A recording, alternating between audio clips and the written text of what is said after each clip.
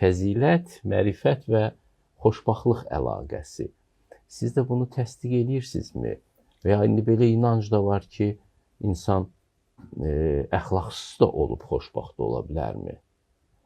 Yəni, mənəviyyat dünyasından kasıb olsa belə xoşbaxt yaşaya bilərmi? Nə fikirləşirsiniz bu barədə? Bir hədis-i şərifi mənə xatırlatdınız. Sevgili Peyğəmbərimiz Aleyhisselatü Vesselam'a bu şiddətli dövrdə yaxınlaşırlar ki, bu qarşıdakı qara güruh insanlara lənət oxu. Deyir ki, mən rəhmət üçün endərilən birisiyəm. Mən lənət oxumaq üçün göndərilmədim. Biz çox böyük bir mənbənin, məxəzin içərisindəyik. Və o məərsəlnəkə illə rəhmətən lil aləmin deyən bir nəbinin ümmətiyik, Aleyhisselatü Vesselam'ın. Əlimizdə Quran kimi möhtəşəm bir kitab var. Rəbbin əzəli və əbədi xütbəsidir. Peyğəmbərlərimizin hədis yeni söz deməkdir. Gecə oxuyarsan sənin üçün başqadır, gündüz oxuyarsan başqadır, 21-ci əsrdə başqadır. Bu atom əsrində nə zaman oxusaq bizim üçün yeniləyir bizi.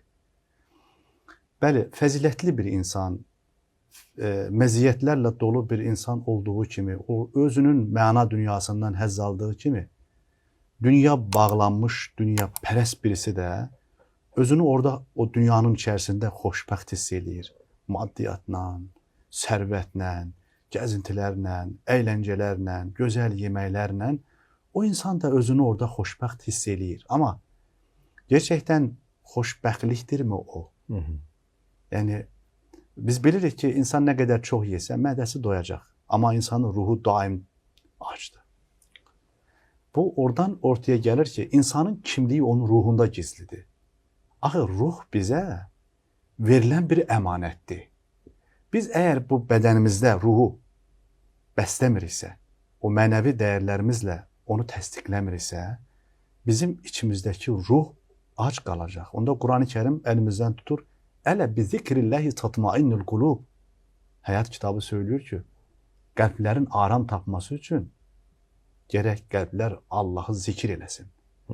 Xatırlayasın. Xoşbaxtlıq şeyidir də. Əlbəttə ki, insan əslində zikir sadəcə Sübhanallah deyil. Bir Sübhanallah zikri bir insanın həyat fəlsəfəsini dəyişər. Bir Allahu Ekber sözü hərb meydanlarında bəzən topun, tankın səsindən daha qüdrətli oldu Qarabağ zəfərində. Allah bu xalqa bir zəfər nəsib etdi. Əslində bu aralarda da bizim şəhidlərimizin anım günləridir. Anırıq. Anladığımız zaman yaxşı anladırıq. Anlamayan insan, anlamsız insan, Allahsız insandır. Haşa, qorxunc. Əslində bu baxımdan baxırıq ki, insanın vücudu, varlığı əslində bir ölküyə bənzəyir. Əslində Allah Teala bizi o ölkəmizin padişahı, sultanı yaradıb. Deyirsən, bax, var olduğun yerdə nəfis var. Ruh da var, duyğular da var, orada ağıl da var, təfəkkür var, düşüncə var. İndi sən sultanlığını burada elə, idarəni burada elə. Yer kürəsinin xəlfəsi olmaq üçün öncə öz dünyanın qəhrəmanı ol. Ona görə söylənilir ki, özünün qəhrəmanı olmayan öz həyatının, millətinin qəhrəmanı ola bilmir. Öz dünyasının yazarı ola bilməyən, xalqının da yazarı ola bilmir. Bu baxımdan, bəli, mərifət əslində bir mənaya insanı götürür və insanın bu həyat yolunda ən böyük fəziləti Allahın həqiqətlərini insanlara anlatmasıdır. Bütün peyğəmbərlərin həyat fəlsəfəsi bundan ibarətdir. Həqiqətləri insanlara anlatmaq. Və insanın şuuru nə qədər dərinləşirsə, qulluq təfəkkürü o qədər də gözəlləşir. Onda həyat bəsit olmur. Hansı ki, sizin verdiyiniz sual, tarixin dəriklərindən günümüzə qədər ən qədim və ən çox təkrarlanan sualdır. Hər çağda fərqli anlamları, çalarlıqları var. Lakin dəyişməz bir xətt var. O da insan bu dünya üçün imtihana göndərilib. Və bizim buradakı müsibətlərimiz, qarşımıza gələcək hadisələrlə bağlı Allah Rəsulunun bir fikir atlası ortaya qoyur. Deyir ki, mən təəccüb edirəm, deyir, inanan insana. Başına bir müsibət gəlir, Allaha həmd edir. Nemətlər verir, şükür edir. Görürsünüz, deməli, insanda möhtəşəm bir tarazlıq var, çöküş yoxdur. Deməli, bu ruhu insana ejnek vermək lazımdır ki, Elə o ruh xoşbəxtlik ruhudur da. Bəli, və insan bax o daxili dünyamızdakı o ruh xoşbəxt olduğu zaman insan xoşbəxt olur.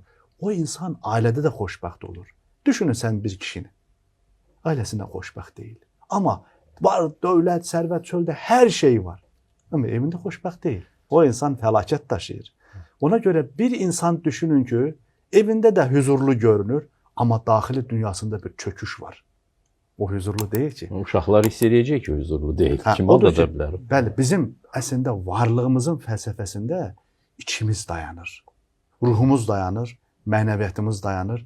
Öncə onun qidasını verəcək, zikrə, şükrə, həm də sənaya, təfəkkürə onu cəlb edəcək. Onda bizim özümüz də dəyişəcək, ailəmiz də cənnət bağçasına çevriləcək, onda cəmiyyətimiz də gözəlləşəcək, onda dünyamız da gözəlləşəcək. Gözəl dünyada inanın heyvanlar da bir-birinin ona münasibətini dəyişir.